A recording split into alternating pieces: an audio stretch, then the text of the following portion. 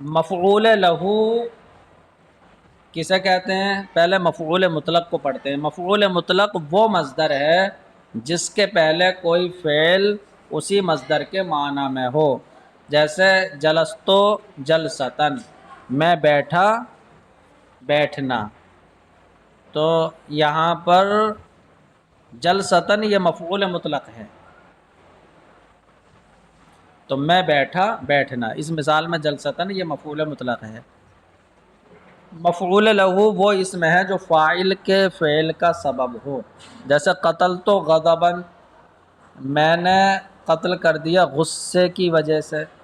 تو دیکھیے قتل کا سبب کیا ہے؟ غصہ ہے، تو یہ مفعول لہو ہوگا غضباً۔ اس مثال میں غضباً مفعول لہو ہے۔ ہدایتاً ہدایت کی وجہ سے، ہدایت دینا۔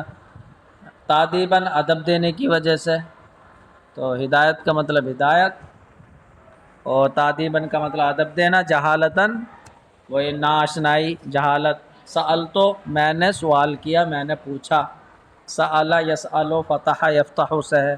التسلیم سپرد کرنا، باب تفعیل سے ہے۔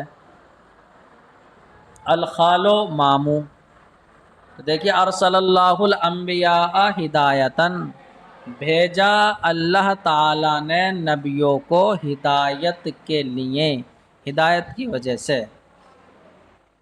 تو یہاں پر ہدایت یہ بھیجنے کا سبب ہے کہ اللہ رب العزت نے نبیوں کو کس لیے بھیجا ہے؟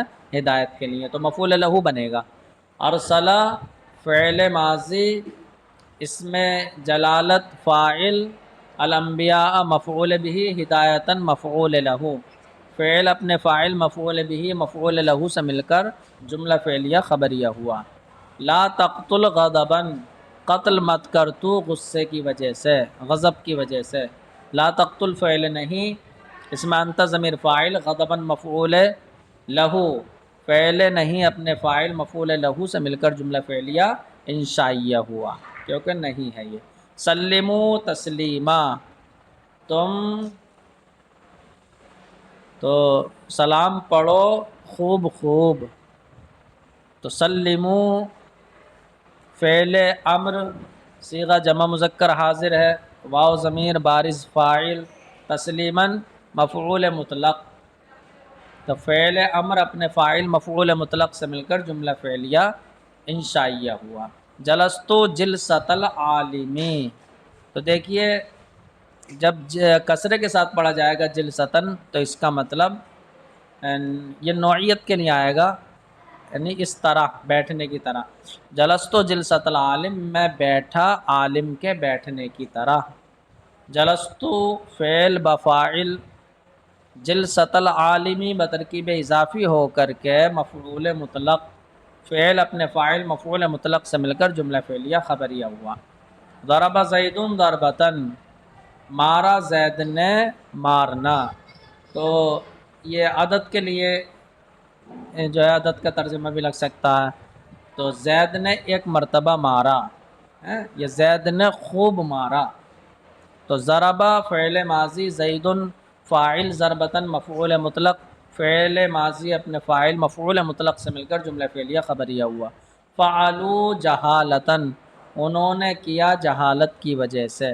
فعلوا فعل بفاعل، جہالتاً مفعول لہو، جملہ فعلیہ خبریہ۔ سأل زید ایایا القرطاسا،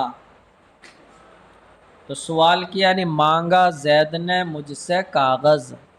تو سأل فعل ماضی، زید فاعل، ایایا مفعول بھی، القرطاسا یہ دوسرا مفعول بھی، فعل فاعل دونوں مفعول بھی سے مل کر جملہ فعلیہ خبریہ ہوا۔ قرأ خالد کتاب اللہ، پڑھی خالد نے اللہ کی کتاب۔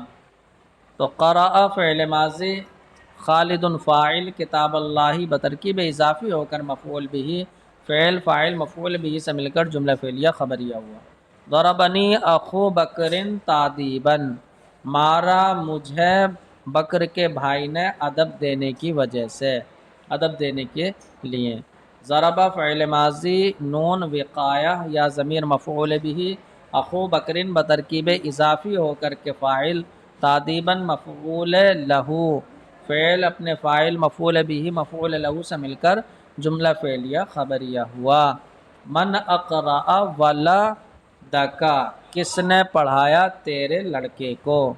من اس میں استفہام مبتدا، اقرأ فعل ماضی باب افعال سے، اس میں ہوا ضمیر فاعل، ولدکا بترکیب اضافی ہو کر کے مفعول بھی، فعل اپنے فاعل مفعول بھی سے مل کر جملہ فعلیہ خبریہ ہو کر کے خبر ہوا، اس میں استفہام مبتدا کی، مبتدا خبر سے مل کر جملہ اسمیہ استفہامیہ ہوا۔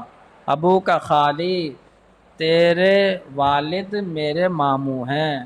ابو کا بترکیب اضافی ہو کر کے مبتدا، خالی بترکیب اضافی ہو کر کے خبر، مبتدا خبر سے مل کر جملہ اسمیہ خبریہ ہوا۔ الخال اخو الامی، ماموں والدہ کے بھائی ہیں، تو الخال مبتدا، اخو الامی بترکیب اضافی ہو کر کے خبر، مبتدا خبر سے مل کر جملہ اسمیہ خبریہ ہوا۔